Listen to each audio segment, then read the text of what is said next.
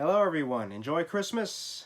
Have a good Christmas Eve, have a good Christmas Day. How was the prep leading up to Christmas? How was all the celebrating, music watching, movie watching, family traditions? How was it all for you?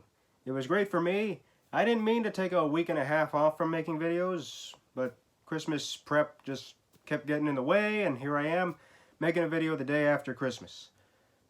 Well, that shouldn't be a problem, right? Everybody likes to celebrate Christmas a little bit more after Christmas Day. I consider it Christmas encore. You know, take a couple days extra after Christmas to keep the Christmas joy going with some Christmas songs, Christmas movies, Christmas TV specials, you name it.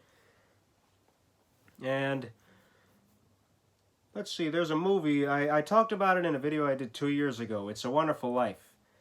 And it's a wonderful movie, one of my top 10 favorite movies. I definitely watch it at Christmas time each year. And my video that I did on it was really brief, and I got a copyright claim on it, and I just decided, you know what, I'll talk about it again. I'll redo the video, make it a little bit longer, talk a little bit more about it, and this time not use any footage from the movie, just talk about the movie itself. So, with this movie, It's a Wonderful Life, as I said, I watch it as a Christmas tradition, really. I used to enforce this as a Christmas Eve movie for my family, and we all got kind of tired of watching it on Christmas Eve every year. So I let go of that enforcement of watching it on Christmas Eve. Now we just set a certain day in December to watch it, or more or appropriately, I set a day to watch it. You know, I don't really get tired of this movie. I love it. It's full of joy, it's full of heart, it gives you a really good feeling when it's over. Definitely fits right in with the holiday feelings you want to feel. And as for Christmas Eve, I've now switched over to watching The Polar Express on Christmas Eve night. And then of course there's the other traditions that I watch, like the Home Alone movies and the Snowman. But moving along, I first saw It's a Wonderful Life in Christmas Eve 2005. I remember watching it on a vacation for Christmas, and one of my relatives said, "This movie airs on TV like all the time around Christmas time." Of course, he didn't realize that at the time I was watching it, it had its rights taken by NBC, so now only NBC airs it on Christmas Eve, or at the time. Now it's aired a couple more times on some of the other channels out there. It never airs on TCM because TCM doesn't have the rights to air it, unfortunately. So, you know, I watched it with commercials, which was kind of disappointing, but the movie was wonderful anyway. Then the next year, I watched it on NBC again, and of course loved it again. I had to sit through commercials. So it's, you know, it's a little exhausting to have to see a 2-hour and 9-minute movie over 3 hours on a channel that airs commercials. So it seems like the only way to watch it without commercials is to buy it. Or I think I've seen it on some on-demand channels even, that I'm not going to specify.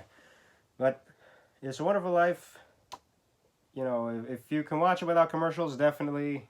If you want to go straight to buying it, I strongly recommend you do. It's definitely a movie to buy. Definitely. If you haven't seen it yet, definitely buy it and watch it. And what else can I say about this? James Stewart. This is the movie that got me into James Stewart's acting. And I after watching this for the first time, I watched a bunch of other James Stewart movies. Even when I showed this to my dad 2 Christmases later, he couldn't get enough James Stewart. He wanted to see more of his movies. I think I have back here the Alfred Hitchcock collection. Yeah, you can't see it, but there it is right there. Yeah. You know, that includes Vertigo, Rear Window, Rope, The Man Who Knew Too Much, some of the movies James Stewart made with Alfred Hitchcock.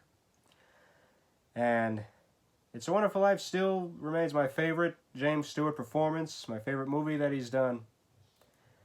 And I think James Stewart himself cited this as his favorite role. Let's see. In 2007, it was when I finally got my own DVD copy of this movie.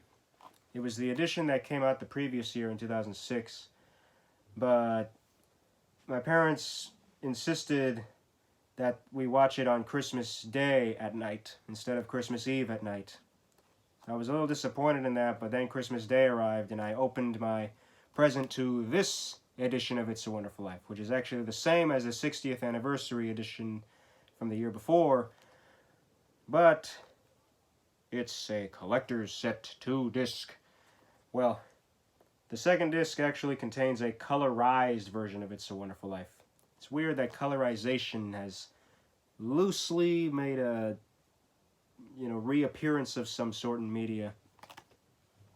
But even then, the black and white version is the only one that airs on TV, and like I've never bothered to watch the color version for that matter, because it's not really color, it's colorized. Something we had to explain to my little sister at the time, because when we were getting ready to watch this at night, my little sister, who was 8 years old at the time, wanted to watch this in colorization. And we had to tell her, it's not actually color, it's colorization. It's not the same as watching an actual movie in color. This was a black and white movie that was colorized, so it's not going to look right. It's better in black and white. And, as frustrated as she was, she cooled off and she still watched the black and white version with us. And she loved it, and my other sister loved it, and my parents really loved it. This movie brought them to tears when it was over. Yeah. I mean, I would talk a little more about the story, but, a lot of YouTubers have already analyzed the story enough that I don't think I feel the need to share the story with you. I think I'd rather share the impact that I've gained from the movie over the years, because we've watched this in Christmas Eve 2008, 2009, 2010, and I noticed new things with every viewing, of course. And there were some years when I didn't watch it on Christmas time because I wasn't in that good of a mood. And this year I've learned more about being in a better mood.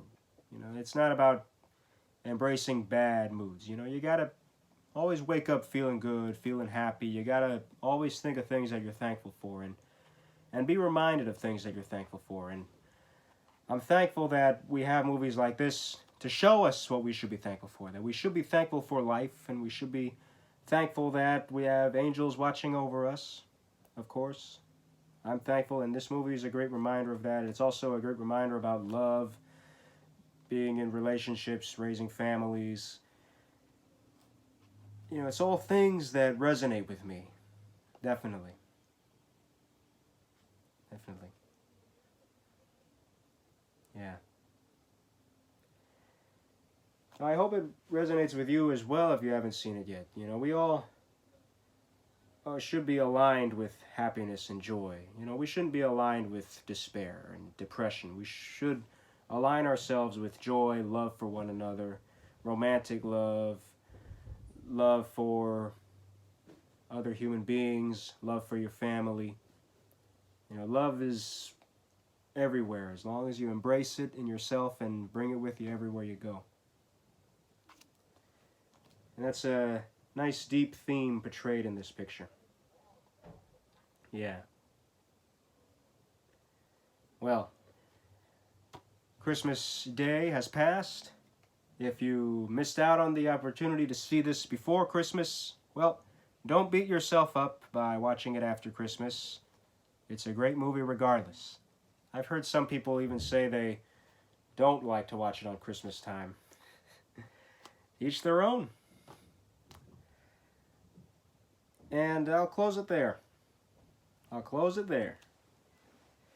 do you think of this movie? How has it impacted you over the years? If you've seen it as many times as me, what do you think? Let me know in the comments.